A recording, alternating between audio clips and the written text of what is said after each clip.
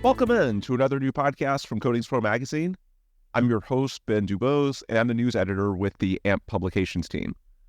Today, we're chatting with Ken Wells, president of the Spray Polyurethane Foam Alliance, known as SPFA for short. SPFA describes itself as the educational and technical voice of the spray polyurethane foam industry. The group has industry leaders from the contractor, supplier, and consulting sides of the business, and it spans both the insulation and roofing sectors. For Ken's day job, so to speak, he works within the insulation sector as the co-owner of Elite Insulation and Polypro. They're based in Broadway, Virginia, a couple hours to the southwest of Washington, D.C., and a couple hours northwest of Richmond. Ken, thanks so much for taking the time. Why don't you start by telling our listeners a little more about your career background and, generally speaking, the journey that's taken you to where you are today? Yeah, thanks, Ben, for having me. I've been involved in the insulation industry since I was about 10 years old. My father was a branch manager of a fiberglass insulation company. I've worked at every level in the insulation contractor industry, from installer to sales and management, and finally ownership. And we, my father, my brother, and I started Elite in 2006. What is your core business? Can you walk us through the types of projects that you do, the locations? What does Elite specialize in, and what are some examples of projects that you take on? So we specialize in insulation and also concrete lifting, which is an offshoot of the spray foam business. The equipment for polyurethane foam concrete lifting is very similar to the equipment for spray foam. So it's kind of a natural fit. On the insulation side, we're a full service and offer fibrous insulations as well as spray foam. We work on a wide range of residential, commercial, industrial, agricultural, and even specialty applications projects. We will do some roofing and exterior tank applications, but we get a little bit picky with those. As far as range, we generally stay in a 2-hour or 120 mile or so radius of our Broadway, Virginia location. But we will travel for larger projects. About how big is your company? Right now, we're sitting at about 15 installers and 5 salespeople. So when you're going back and forth between industrial and commercial and a lot of different types of projects, it sounds like you guys are fairly diverse in terms of what you can handle. How important is it to sort of have consistency within that workforce? Because I'm guessing, you want to be able to feel confident that your guys can handle whatever the job is. And if you're doing a lot of different types of jobs, then, keeping your workforce together, keeping your managers, your staff together, that sort of workforce development is all the more important when you have that type of diverse background, right? Or that type of diverse clientele. There's no doubt about it. We've got guys that specialize in very specific things. And there's certainly some crossover, some guys that know how to do a little bit of everything. But yeah, we've had guys that have been with us 16 and 20 years. It is very important. How do you keep those guys together? Obviously, finances are a big part of it, but just to make sure that those guys are comfortable and happy where they are and providing value to you. Communication is really very important. You've got to listen to your guys and sometimes understand what they're telling you without telling you. But beyond that, just treating people like human beings and understanding that they have a life outside of work. And, work isn't necessarily the most important thing. All right, let's talk about SPFA, because I think one thing that's interesting about your personal story is that you go the extra mile. I called Elite your day job because you also have your role as president of the SPFA board. So why do you go the extra mile to not only do what you do with Elite, but to get involved with an industry body as well? Because obviously that's gone on for quite a few years. Now that you're president, you don't just walk in and take on a position like that. I know you've been involved with them for years. So when did that start? What all does SPFA do? Just explain, I guess, the genesis of your involvement with the association, or the alliance, and what's led you to today. So I was very fortunate to grow up with parents that set a great work ethic and volunteer example for me. and still continue to do so. Couple that with being involved with the SPFA as well as various other associations for years, and looking up to that leadership. Personally, I think giving back is extremely important, and this is one way that I feel I can give back and make a real difference. On the business side, networking is an extremely important aspect of a successful business operation. And in my opinion, there's no better way to create relationships with top industry professionals than a specialized industry association such as the SPFA. So SPFA just announced its new board of directors, I believe starting July 1st, correct? Yes. Okay. And you're president of that board. Is there anything on your agenda, any specific goals for you and or the larger board? Yes. Extremely excited to work with the new board of directors, and also Frank, our new executive director. It's a really great mix of industry veterans and fresh, new, talented contractors. Some of that work has already begun, and I believe that we have a perfect opportunity to make some really great things happen. And let's see, what was the second part of that question? Oh, just any specific goals that you all have. So, yeah, goals.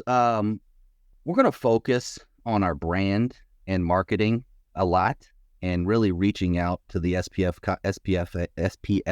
contractors, that haven't even ever heard of the SPFA, which still blows my mind when I think about that.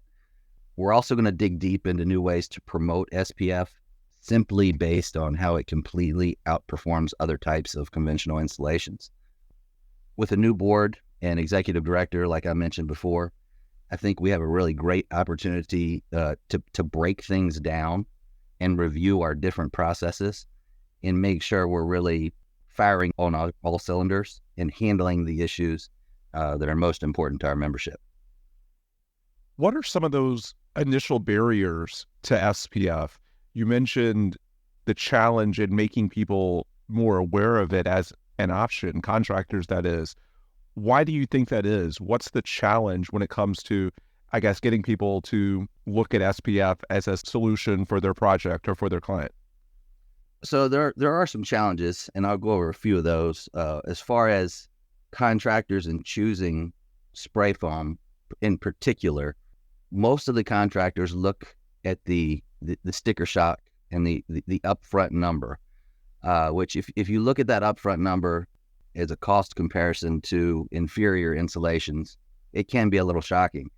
But when you compare, what you might pay in energy bills with an inferior insulation over a period of time to the gains you would make on those energy payments with something like spray foam, it's really, that upfront cost is really not such a big deal.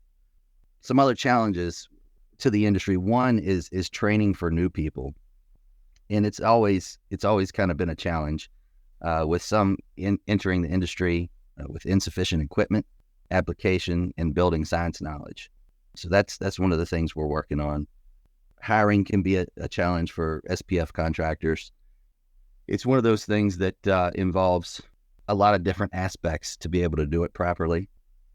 So we need to really get that word out to skilled laborers that spray foam can really be a valid and viable career path. And then one of the other things was education in dealing with code officials can be a little bit of a challenge. We're also working on that. So obviously here at Coatings Pro, coatings are our wheelhouse, and I've covered a few projects where you can use SPF in tandem with coatings. What is that process like in terms of, I guess, letting people know that it doesn't have to be one thing? It can be a combination of, SPF and coatings, multiple solutions might work. How do you get people to recognize what the opportunities are there? I would say one of the biggest ways is roofing, and we also represent a ton of roofing contractors. Okay. And those coatings go from anywhere from polyurea to elastomeric coatings to silicone coatings, just a wide range of opportunities for tanks and all kinds of specialty projects as well as roofs. All right. So when you guys get together as an alliance, the SPFA, and I'm not talking about just the board, I'm talking about membership at large, what are some of the talking points? For example, here at AMP, whenever we have our association's annual conference, there's always 2 or 3 themes that stick out when members get together and they're largely in the same room. It's just a different vibe than the conversations that happen over email or text or LinkedIn, whatever it may be. So when SPFA has a get together, when there's a meeting in 2024, what are the key talking points? It can be good, it can be bad. What are you guys talking about in terms of common challenges, opportunities, pain points? Just generally speaking, what are those conversations? So one of the great things about the SPF industry, which I think is pretty unique, is that we're really a pretty tight-knit group. It's a tough job, and when we get together, it's really a lot like family. Talking points can range from, how are the kids and family, to new equipment and smart business practices. One of the biggest talking points most recently is probably industry regulation and whether it's necessary and exactly, how and what that would look like.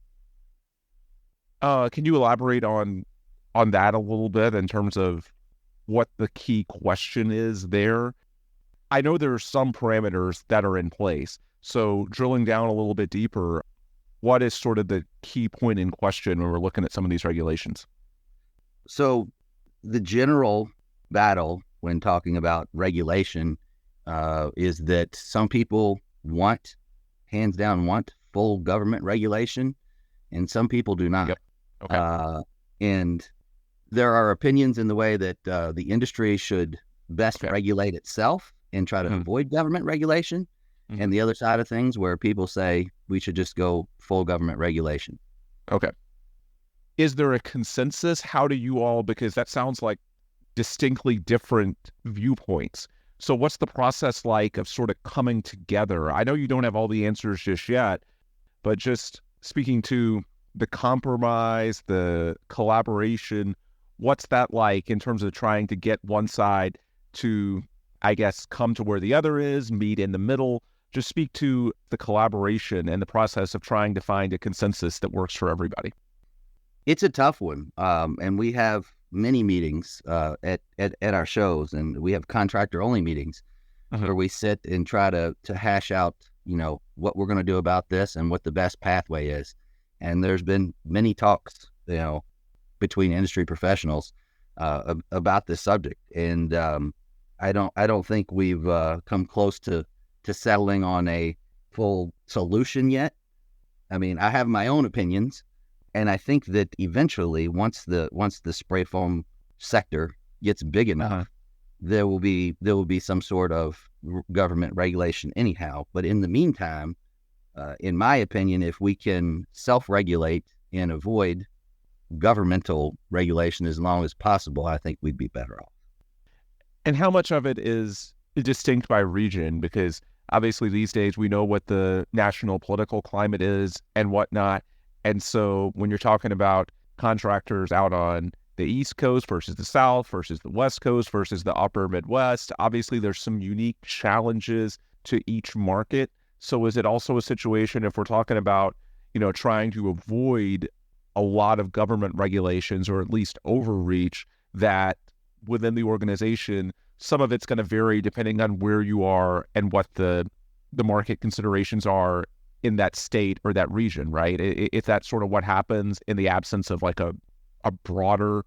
Yeah, certainly there's what you might call regulation hotbeds and states that regulate things more than others.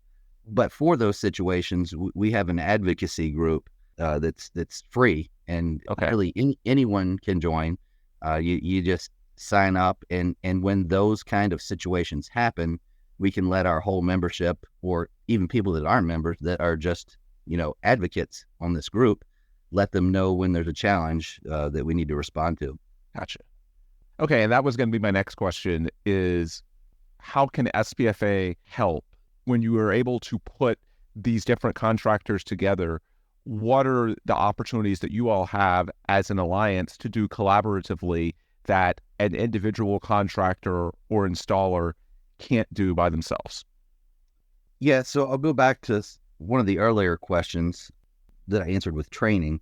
And as far as training, we haven't done any formal training programs yet, but we do have the SPFA PCP program that I mentioned earlier that recognizes and certifies those that are properly trained. So it's not a training program necessarily, but a certification program where we're expecting these people to come in with the knowledge and prove that they have it. We've also been in communication with a few technical schools to see if an intro to SPF training would be a good fit.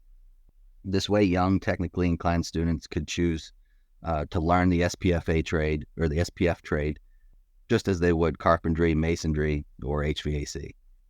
We're always looking for volunteers that are looking to network with other industry pros and learn and challenge themselves. So with all that help that we're putting out there, we're always looking for help too.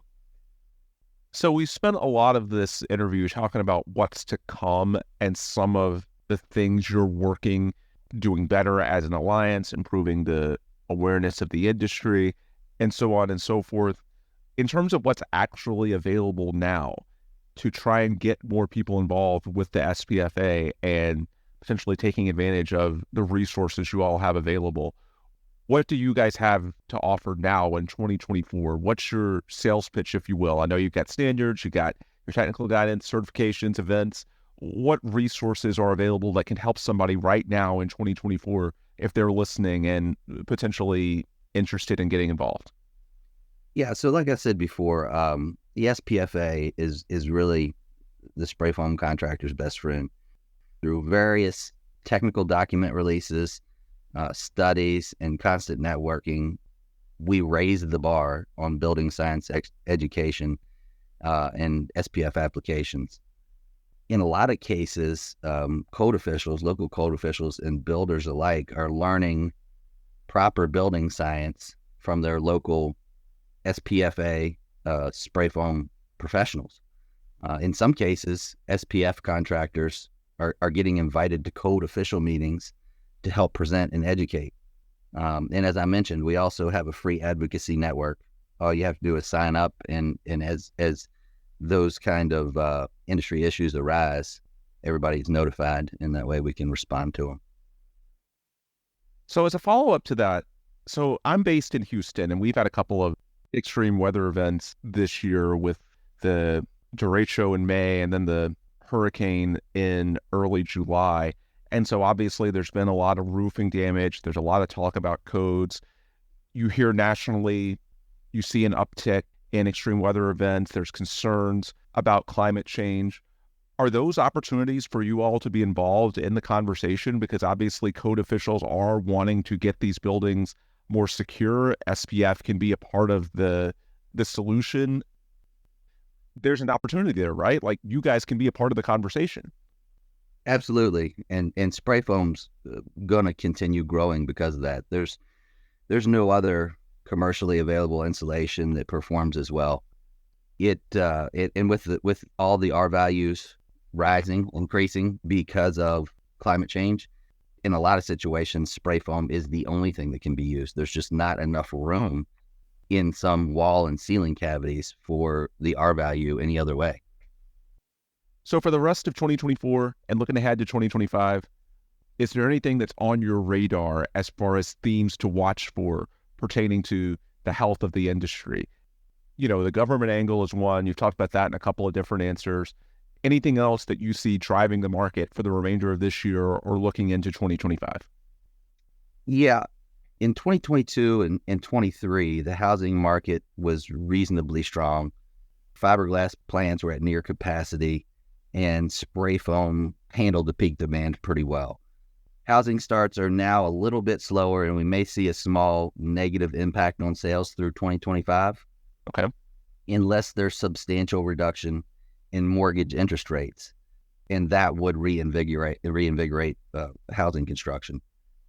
Production of SPF is strongly dependent on petroleum supplies at this point. Okay. Petroleum availability right now is reasonably stable, but there's plenty of global events that could certainly change that. The industry will transition nationwide to the use of low GWP HFO blowing agents in all closed cell and roofing foams by the end of the year. Manufacturers are ready for the change, and it should have no interruption on supply, so that shouldn't be an issue. Contractors that have not yet used HFO foams should definitely work with their manufacturers over the next few months to manage HFC inventories and to be sure all installers are familiar with these new products.